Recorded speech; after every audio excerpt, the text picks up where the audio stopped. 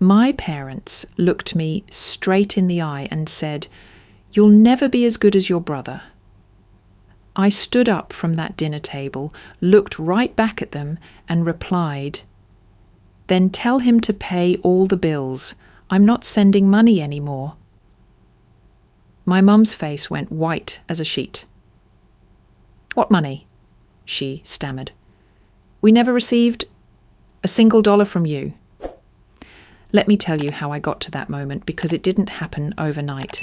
My name is Emma Mitchell. I'm 25 years old, and for most of my life, I believed I was the problem in my family. I believed I wasn't smart enough, wasn't successful enough, wasn't worthy enough to deserve the same love my brother David got. But that night at dinner, everything changed. That night, I discovered the most devastating truth about my family that turned my entire world upside down. Growing up as the second child in the Mitchell household meant living in David's shadow from day one. David was 3 years older, and according to my parents, he was everything I could never be. When I was 8 years old, I came home with a perfect score on my math test. 100%. I was so excited I could barely contain myself as I ran through the front door, waving that paper in the air. "Mum, Dad, look what I got," I shouted, my little heart bursting with pride. My mother barely glanced up from her cooking.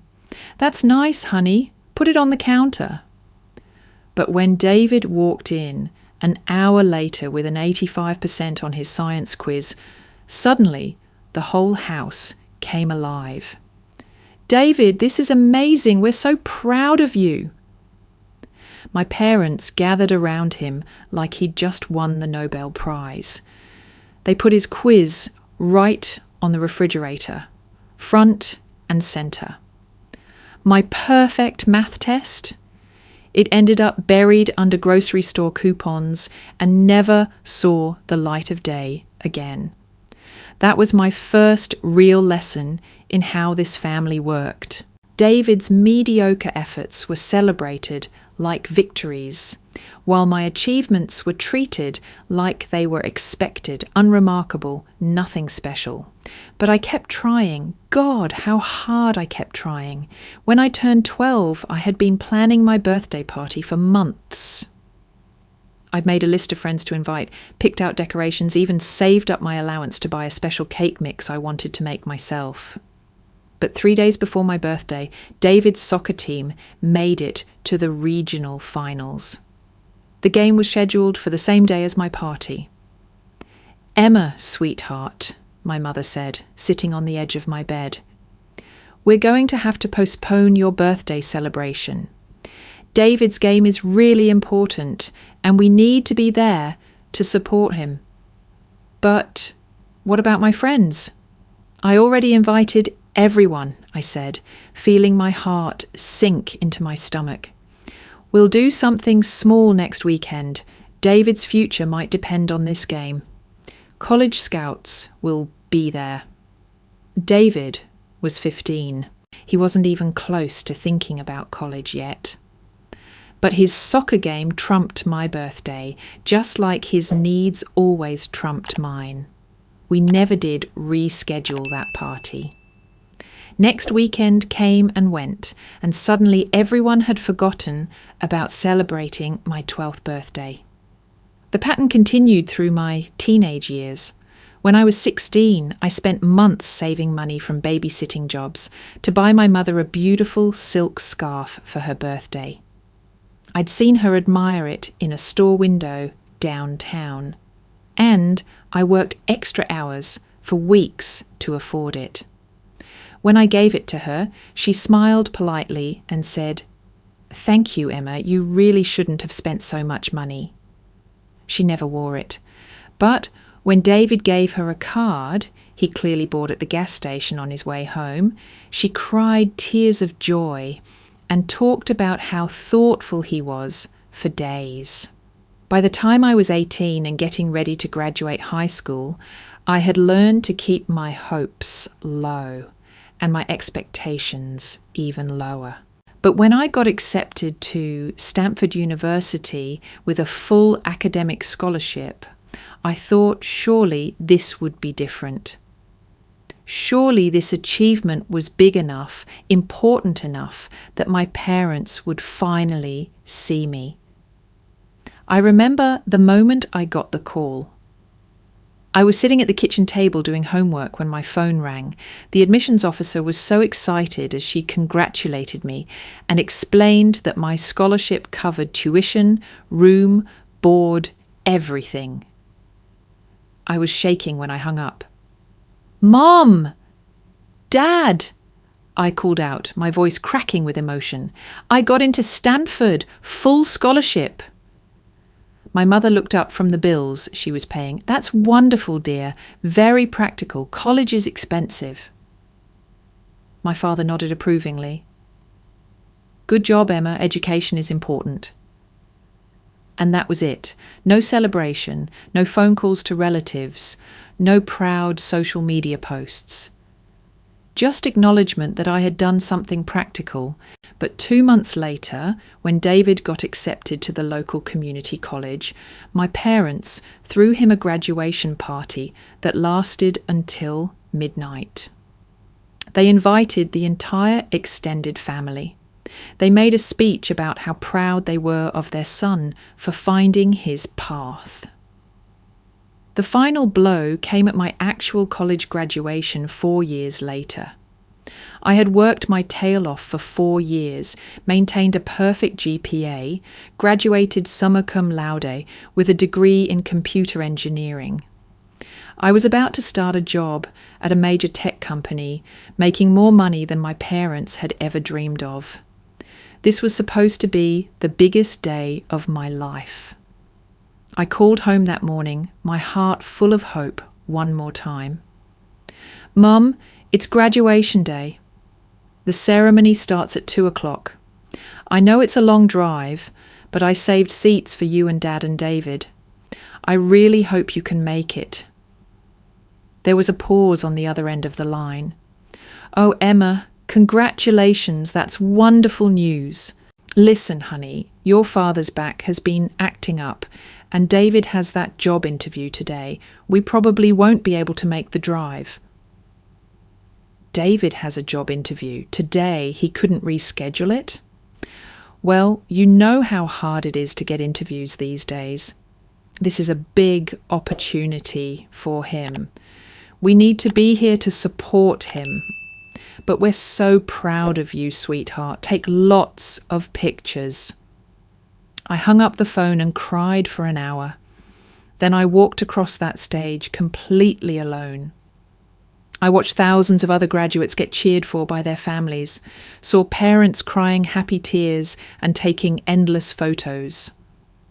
And I sat in my cap and gown afterward, scrolling through my phone, looking at all the messages from friends congratulating me, while my own family was an hour away helping David prepare for a job interview at a local retail store. That was the moment I finally understood the truth. I wasn't their daughter. I was just someone who happened to live in their house for 18 years. David was their child, their priority, their future. I was just there. But here's what I didn't know then, what I wouldn't discover for 7 more years. I was never just there to them. I was something much more valuable, much more important to my family's survival than I ever realized. I just didn't know it yet, because the person who knew the truth had been lying to everyone, including me, for years. After college, I moved across the country to Seattle and started my career as a software engineer. I was good at my job, really good. Within 3 years, I was making 6 figures. Within 5, I was pulling in $120,000 a year. For the first time in my life, I felt successful, valued, important. My co-workers respected me.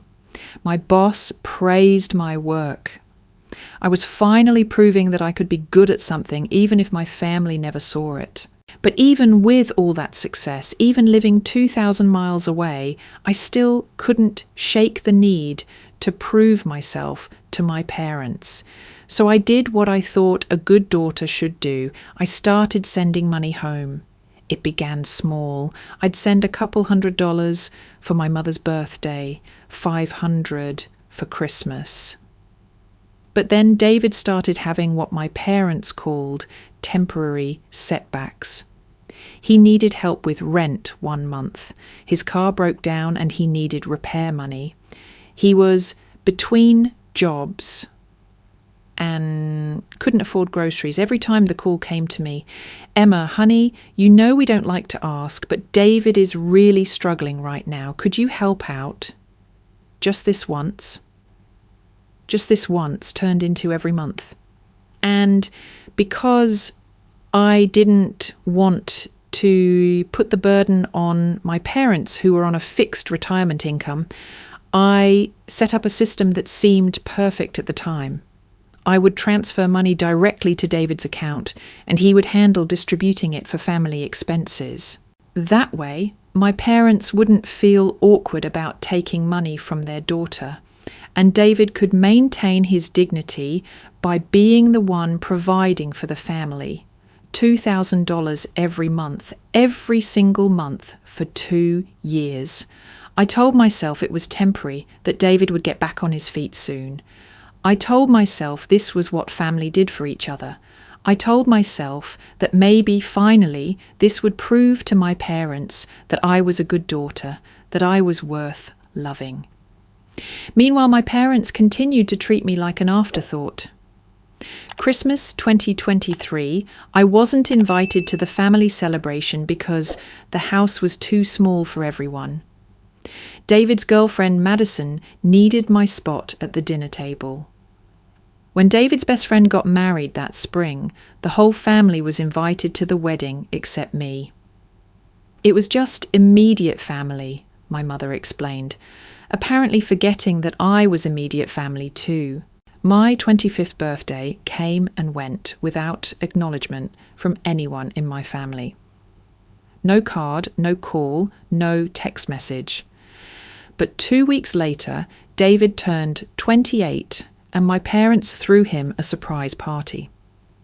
I saw the photos on Facebook, all of them laughing and celebrating, and I realised I hadn't even known it was his birthday. When I got the flu last winter and was sick for a week, I didn't hear from my family at all. But when David posted on social media that he had a headache, my mother called him 6 times in one day to check on him and had groceries delivered to his apartment. The isolation was becoming suffocating, but I kept sending that money every month like clockwork. It was the only connection I had left to my family. The only way I felt like I was contributing something valuable to their lives. David would text me occasionally to say thanks, usually something brief like, "Got it, appreciate it," or "Family stuff covered this month." I never questioned where exactly the money was going. I trusted David to handle it appropriately. He was the golden child, after all. He was responsible, reliable, the one my parents had always believed in. If they trusted him to manage family finances, then so would I. But then something happened that changed everything. Something that opened my eyes to a truth so devastating, so shocking, that it made me question everything I thought I knew about my family, about David, about my entire life. I was at a coffee shop near my office on a Thursday afternoon when I heard a familiar voice behind me. I turned around and saw Jake Morrison, one of David's oldest friends from high school. We'd known each other for years, though we'd never been particularly close. "Emma," Wow, what are you doing in Seattle? Jake seemed genuinely surprised to see me. I live here now, have for 7 years, working in tech downtown. That's awesome. You always were the smart one. He paused for a moment. Then his expression shifted to something more serious. Hey, I have to say, it's really cool what you're doing for David and your parents. Not everyone would step up like that. I felt a little confused. What do you mean? You know, sending him money every month so he can take care of your folks. He was just telling us about it last week, about how you're basically supporting the whole family while he looks for work. That's really generous, especially after how they always treated you growing up. My blood went cold. The coffee cup in my hand suddenly felt like it weighed 1,000 pounds. David told you I send him money? Yeah, he said you send like $2,000 a month or something. Right? And he uses it to help with your parents' expenses and his own bills while he's between jobs. He said you insisted on doing it because you make so much more than everyone else. Jake's expression started to change as he watched my face. Emma, you okay? You look like you've seen a ghost. Between jobs. David was between jobs. But my parents had been telling me for months about David's new business ventures and his investment income. They talked about how well he was doing, how proud they were of his financial success. Jake, I said slowly, trying to keep my voice steady, how long has David been unemployed? Jake looked uncomfortable now. Look, maybe I shouldn't have said anything, but I think it's been like 8 or 9 months now since he got laid off from that marketing job. But hey, he's lucky to have a sister like you helping out. Not everyone has that safety net, you know. 8 or 9 months. I had been sending David $2,000 a month for 24 months total. But he'd been unemployed for less than half that time, which meant for over a year, while he was employed, while he was earning his own income, he was still taking my money every single month. But that wasn't even the worst part. The worst part was what Jake said next. Although, I have to admit, I was kind of surprised when he said, "Your parents don't know about the money." I mean, I get wanting to protect their pride and all, but it seems like they should know their daughter is taking care of them, right? The coffee shop started spinning around me. My parents didn't know. They had no idea I was sending money. For 2 years, I had been transferring $2,000 every month to David, believing I was helping support my parents, believing I was finally contributing something meaningful to my family. But my parents never saw a dime of it. David had been keeping it all. The revelation hit me like a physical blow. I excused myself from Jake and somehow made it to my car before the tears started. 24 months, $48,000. David had been lying to everyone, including me, for 2 solid years. While I was working 60-hour weeks and living in a tiny studio apartment to afford those monthly transfers. He was living off my money and letting our parents believe he was financially successful. The drive home was a blur. I kept replaying every conversation, every text message, every family update about David's supposed business success. It was all lies. Every single word of it. And worse, my parents had no idea their daughter had been trying to help support them this entire time. They thought I was just the selfish one who moved away and never looked back. That night, I called my best friend, Sarah Chen. Sarah and I had met in college and stayed close even after I moved to Seattle for work. She was a corporate lawyer now, sharp as a knife, and fiercely protective of the people she loved. I knew if anyone could help me make sense of this situation, it would be her. "Emma, you sound awful. What's wrong?" I told her everything. About the money, about David's lies, about my parents not knowing. By the time I finished, Sarah was quiet for a long moment. "Emma," she said finally, her lawyer voice kicking in, "what David is doing has a name. It's called financial abuse. He's been systematically exploiting your desire to help your family and stealing from you." "But he's my brother. I gave him the money willingly." "Under false pretenses. You gave him money believing it was going to help your parents. That's fraud, Emma. And more than that, it's emotional manipulation of the worst kind. He's been using your love for your family against you." Sarah was right, and deep down I knew it, but knowing it and doing something about it were two different things. The thought of confronting David, of exposing his lies to our parents, terrified me.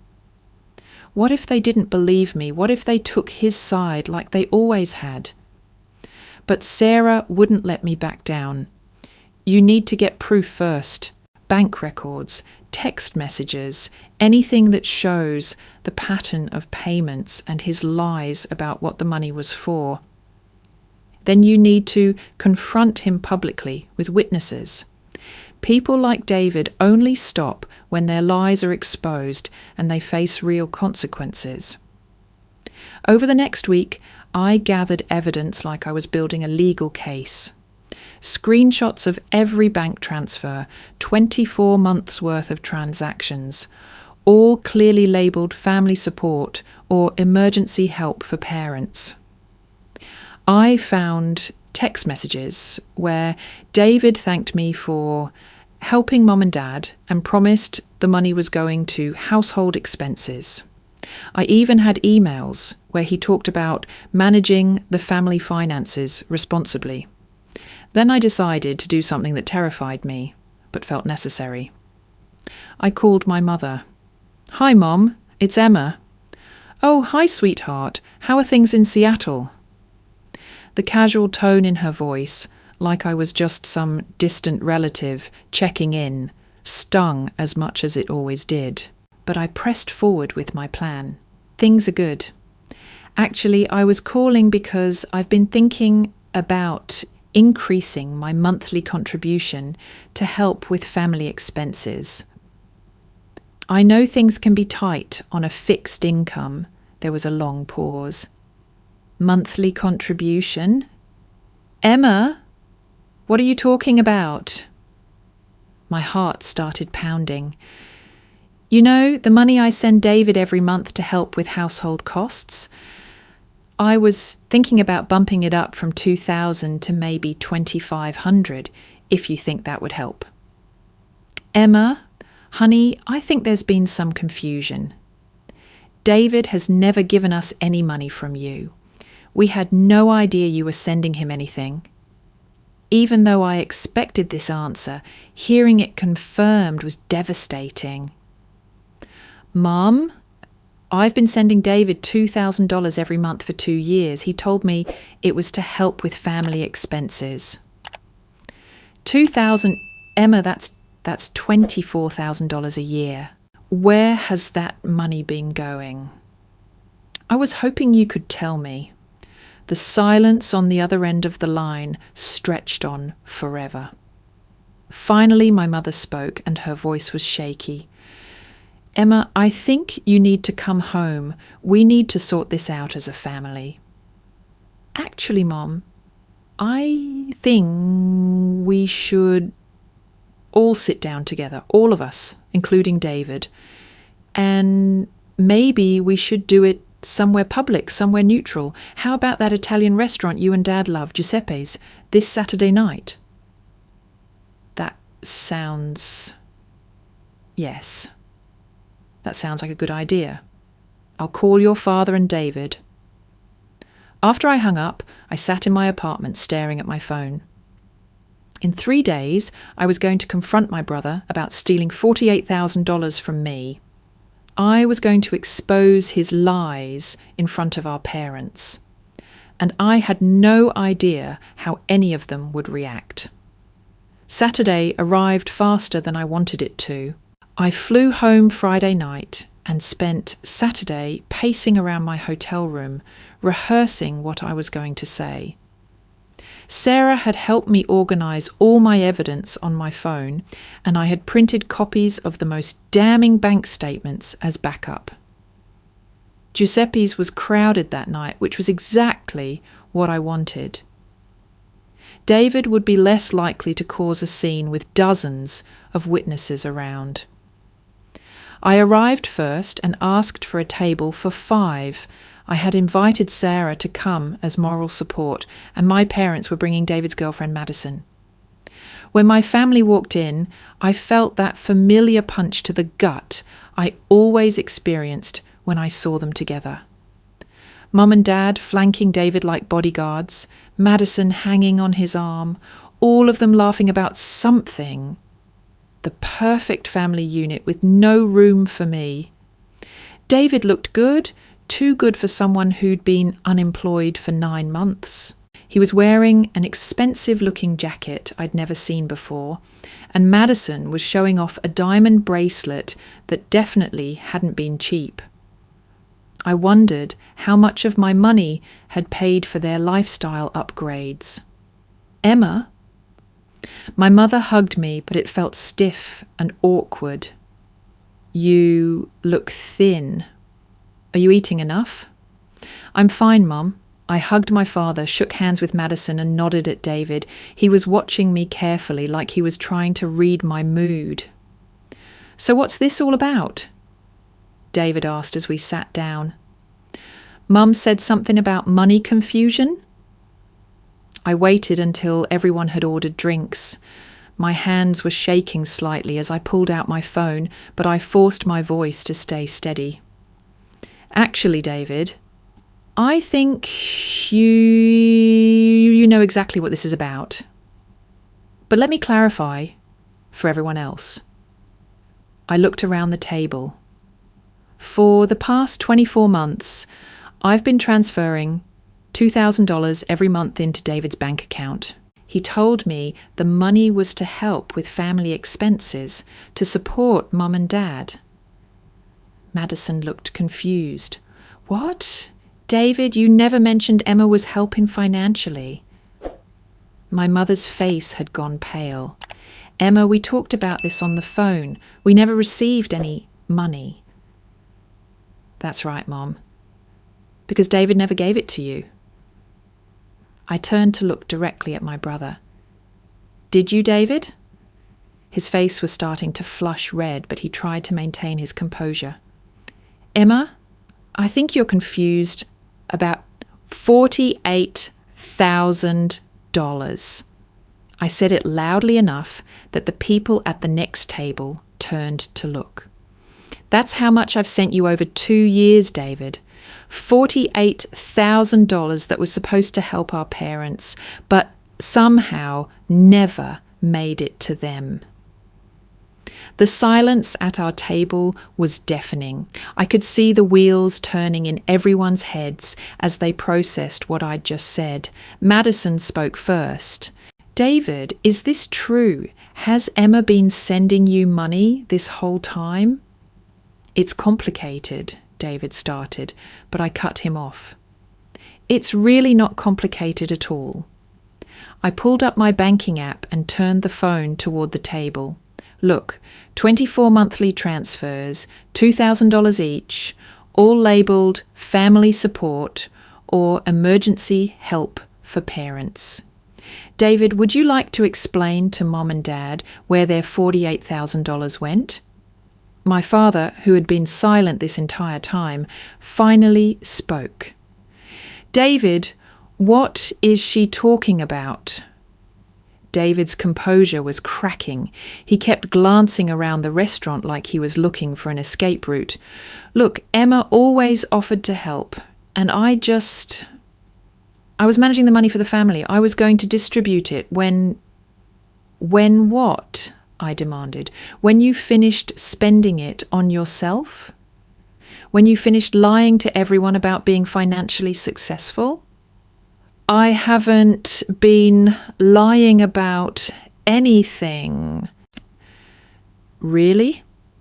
I pulled up my notes app where I had compiled Jake's information. Because Jake Morrison told me you've been unemployed for 9 months, but somehow Mom and Dad think you're doing great with your business ventures and investment income. Where exactly did they get that impression, David? Madison's hand flew to her mouth. Oh my God, David, you told me you got promoted at work. You said that's how you could afford... She gestured to her bracelet, her voice trailing off. The pieces were falling into place for everyone at the table. My parents were staring at David like they'd never seen him before. Madison looked like she was about to be sick.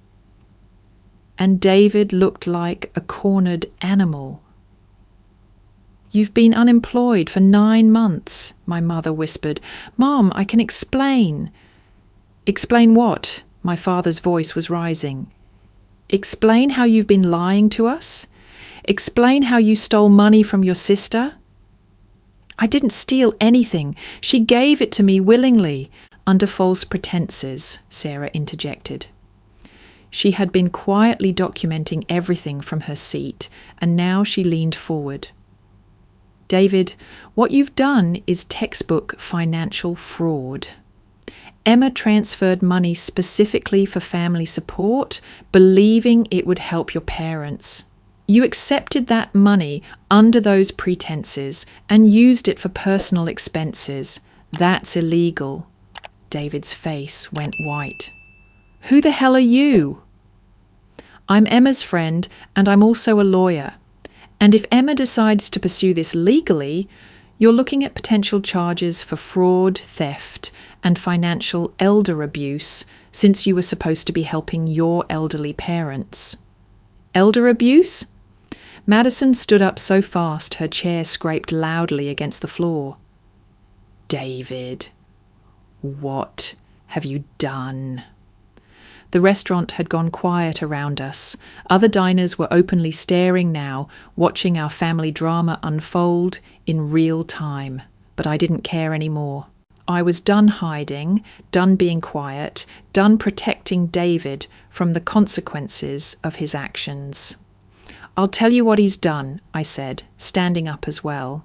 He's been living off my money for 2 years, while letting our parents think I'm the selfish daughter who moved away and never helps. He's been buying expensive clothes and jewellery while I worked 60-hour weeks and lived in a studio apartment to afford sending him money every month. He's been lying to his girlfriend, to his parents, to everyone about his job situation and his income. Emma, please, David was practically begging now. We're family. We can work this out privately. Family? I laughed, but there was no humour in it.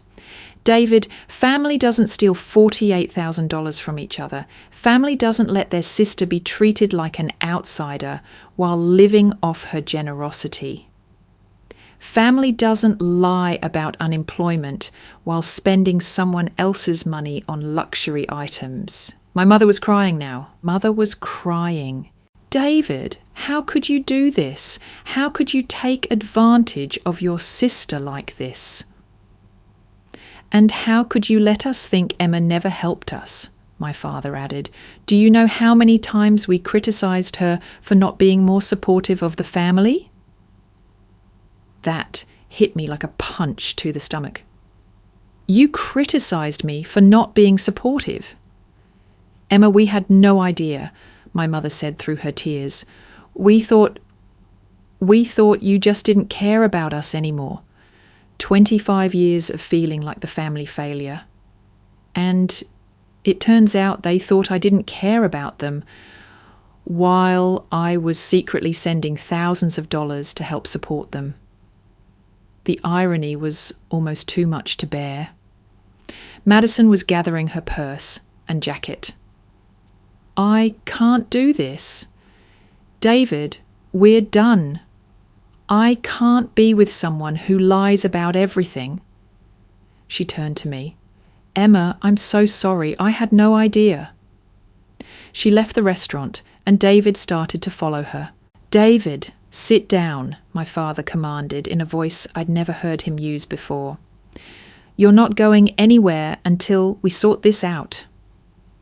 But I was done sorting things out. I was done trying to fix relationships that had been broken from the start. I was done being the family scapegoat, the one who gave everything and got nothing in return. Actually, Dad, there's nothing left to sort out. I stood up and put my phone back in my purse. David, I want you to know that as of tonight, the money transfers stop permanently. I'm not sending you another dime, ever. And Mom, Dad, I want you to know that for 2 years, I've been trying to help support you financially because I love you and I wanted to contribute to the family. But I was too stupid to realize that the person I trusted to handle that support was stealing from all of us.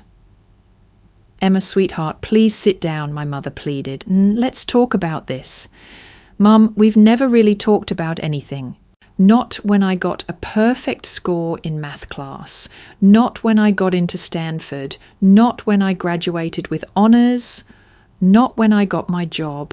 You've spent my entire life making it clear that David is the child who matters. And I'm just there. Well, now you know the truth about your golden child. And now I'm done trying to prove I deserve a place in this family. I picked up my jacket and looked around the table one more time. My parents looked devastated. David looked panicked. And for the first time in my life, I felt something I'd never experienced when it came to my family. Complete and total indifference. The money's gone, David. $48,000 gone. I hope it was worth destroying what was left of our relationship. I turned to my parents. And I hope you think about what kind of son lies to his parents for 2 years about unemployment while stealing from his sister who was trying to help you. I walked toward the restaurant exit, Sarah following close behind me. Behind us, I could hear my mother calling my name. My father's angry voice demanding answers from David, and David trying to make excuses that nobody was buying anymore. For 25 years, I had bent over backward trying to earn a place in my family. I had accepted being the lesser child, the disappointing daughter, the one who never quite measured up. I had sent them money I couldn't afford, hoping it would finally prove my worth.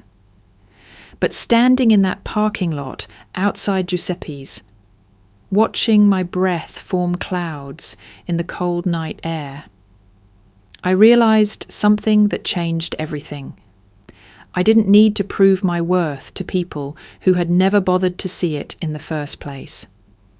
My phone buzzed with texts from my mother, voicemails from my father, and a long string of desperate messages from David, but I didn't read them. Instead, I turned to Sarah, who was looking at me with a mixture of pride and concern.